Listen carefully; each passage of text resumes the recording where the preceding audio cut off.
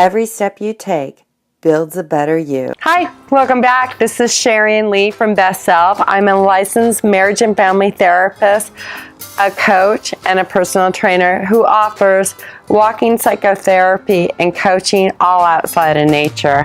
Today we're going to talk about something that's really near and dear to my heart. It's affirmations. And I can remember when I was in adolescence, and I remember going to my bathroom to brush my teeth and wash my face before I went to bed. And I remember my father was in his room reading in bed, and I asked him, "Dad, what are you reading?" And he said, "Well, I'm not reading, I'm doing affirmations." And I thought, well, what's an affirmation? And he told me this is something that you can say to yourself to kind of reprogram your mind. And I thought about that, and I think I was only like 12 or 13 at the time that he told me about affirmations, and I got really interested in affirmations, and I started using them when I was in middle school, and I have continued to use them all throughout my life. And I think that they've really made a huge difference. What they've done is they've given me, in the morning, they filled my head with positive, nourishing thoughts. They give me a can-do attitude, and they help fuel my mind with positive energy. So today what we're going to do is we're going to explain what the purpose of an affirmation is, what you're trying to do with it, how to create an affirmation, how to deliver it so it actually gets through, and when to use an affirmation so that you can have the benefits of an affirmation like I have had for all these years. When you look at creating an affirmation, there's a couple different ways to look about doing this. I think the most effective way to create an affirmation is for you to look at a negative core belief that you might have about yourself, and then create an affirmation about that. So if I were going to give you an analogy of a thought, the top portion of this weed is the thoughts that you experience in your head. And these might be negative thoughts about a situation, such as, I failed in this situation, I didn't do as good as I'd like.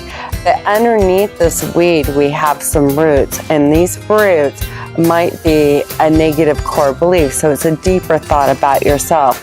A negative core belief might be that I'm not good enough, I'm weak, I'm helpless, people don't really like me when they get to know me.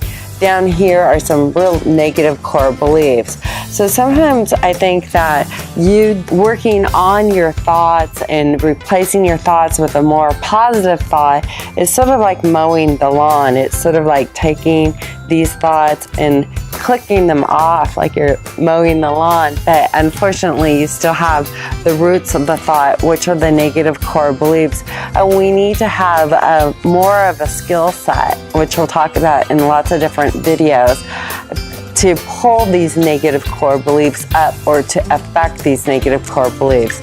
And I believe affirmations are one way to kind of pull the whole weed up by the negative core belief, if we can pinpoint them accurately. So that's why you would create an affirmation, is to help change a negative core belief and help you focus on thinking more positively. So when you're creating an affirmation, you need it to be positive and in the present tense. You need to ask for what you want, not what you don't want.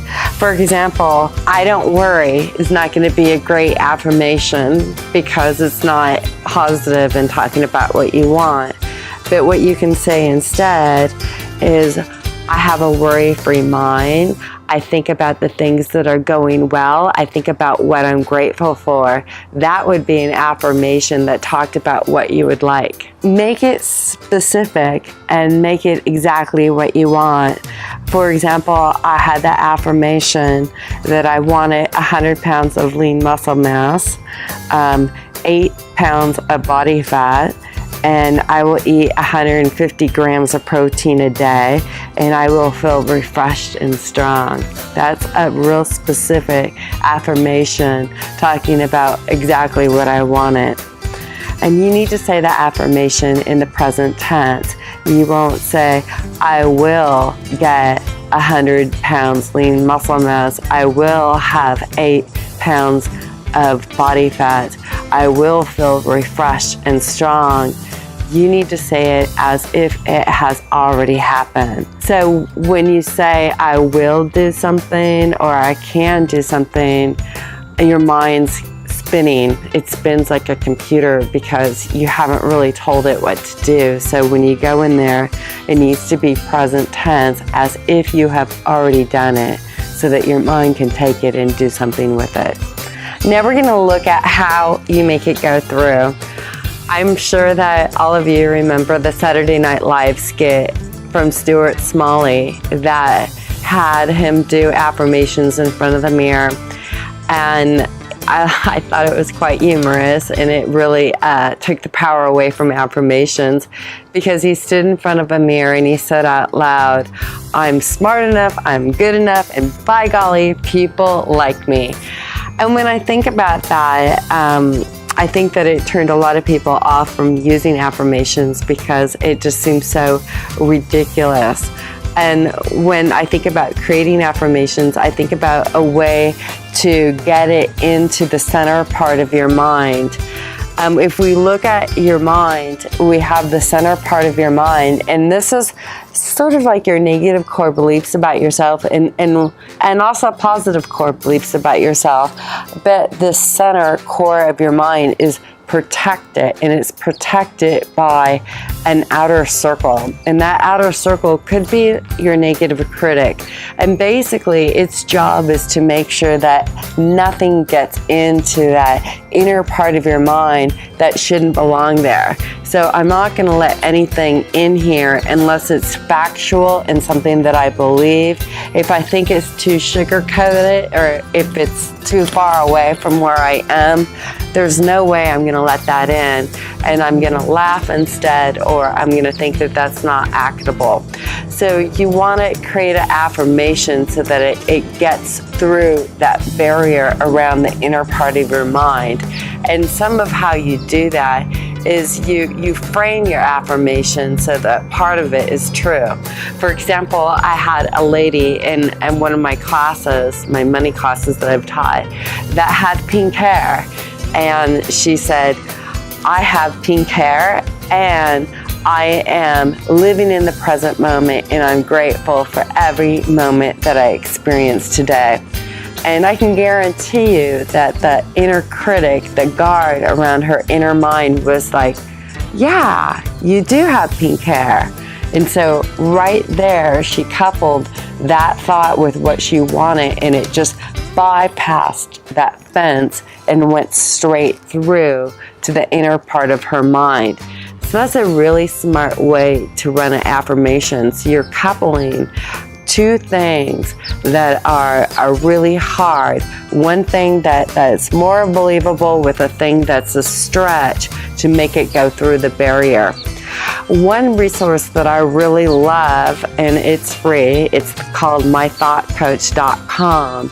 Sten Hansen has a great ability to take two things, one believable, one that's a little bit of a stretch, and she pairs them together and she slides it in past the barrier. Here's an example of one of her affirmations called abundance. I am aware now to choose my spoken words carefully, but I am even more considerate of my unspoken words. Boom. See how she says, I'm aware of choosing my spoken words carefully? And then she pairs it with, I'm even more aware of how I choose my unspoken words. So a lot of times people will think, yeah, I'm pretty careful about what I would say to other people, but they're not so careful about how they talk to themselves in their mind. So that's a way to pair something that is totally believable with something that's a little bit more of a stretch, and she pairs it together and she just slips it through the door. So making sure that it's believable and that it slips through the barrier of the inner critic is super important. So another thing that you can do for affirmations is that you're going to use casual language. I have a client that works with younger children, teaching them affirmations, and I just love this approach. She takes it and just talks about it in everyday language. She says, things just work out for me. And the word just waters down the affirmation and makes it more conversational and user-friendly. And when the kids hear the affirmations, they're invited to take the affirmation and just turn it into their own language so that it fits for them. I'm just the type of person that does well on my tests. I just get a good night's sleep. That's just the way I roll. Things like that make it really fun and really conversational. And I think when you make it fun and conversational, you, get through that barrier around your inner beliefs and it just slides on through. Another idea around affirmations is to attach it to a mission statement. I have a client that when we were working on affirmations, if we went direct to the negative core belief and took something and made it opposite, such as I am strong and powerful, it just seemed too much of a stretch for her. So what she came up with is she came up and reframed it as what I call as the Kaiser Permanente Thrive statement. And what they did with their marketing campaign is they preached what they believed in. And that's what she did. She said, I am pure, I am good, my heart is good, and therefore I am strong because I am so good. So you take something that you completely believe in, what your mission statement is, how you are in life with people, and you make that your affirmation, and then you overpower your negative core belief with something that's strong. How to use an affirmation? You can use them many different ways. You can write them down. You can say them to yourself on your drive to work. You can tape them. You can use mythoughtcoach.com and listen to them like I do in the morning when I'm getting ready. Or you can stand in front of the mirror and say them to yourself. There's many different ways to use them. I just think it's really important that you use them. And last but not least, the time of day that you use the affirmation and when you use the affirmation really does count. Research shows that when you're in the alpha state of mind, your affirmations are more likely to get through that barrier. So the alpha state of mind happens after you do a meditation or a relaxation. It also happens first thing in the morning when you wake up. It happens right before you go to bed and also right after you exercise. So those are the 4 main areas that your mind is in the alpha brainwave state that makes it more likely that that affirmation would get through. And that's when you want to do your affirmations. So thank you so much for listening. I think that creating affirmations and using affirmations is a great way to start your day. It can influence your mood so that you're more positive. It can make your attitude into a can-do attitude, and it can set you up to face your day and face any challenges that you might have. I'm a big component to eating breakfast first thing in the morning.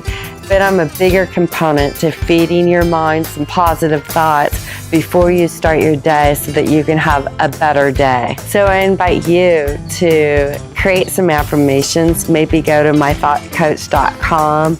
Maybe write down your own affirmations in the present tense and start your day with a positive affirmation. I think that's the best thing that you can do for yourself. Thank you so much for watching this video. Please like this and please write down your affirmations so everybody else can learn and fine-tune what you wrote down.